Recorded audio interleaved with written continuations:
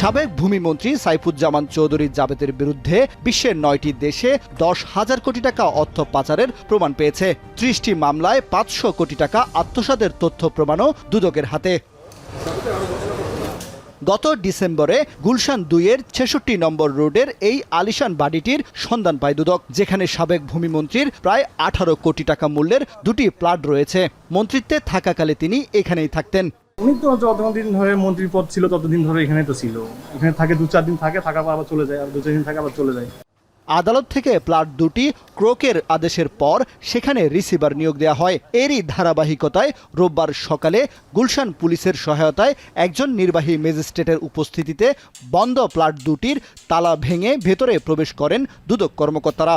দুদক বলছে, প্লটে মার্সিডিজ ব্র্যান্ডের 5টি বিলাসবহুল গাড়ির চাবি সহ দুর্নীতির নানা আলামত মিললেও অনেক মালামাল আগেই সরিয়ে ফেলা হয়েছে।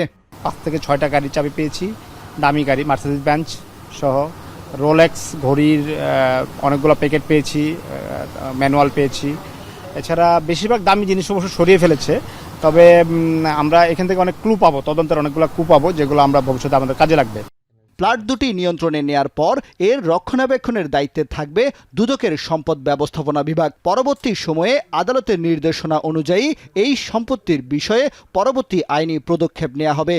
সম্পদ ব্যবস্থাপনা ইউনিট সাধারণত এটা আইনে বলা আছে যে এই সম্পদটা যাতে যথাযথ ব্যবহার নিশ্চিত করা হয়। যদি এটা ভাড়া দেওয়ার উপযোগী হয় তাহলে ভাড়া দিবে, যদি এটা ভাড়া দেওয়ার উপযোগী না হয় তাহলে এটার রক্ষণাবেক্ষণ নিশ্চিত করবে।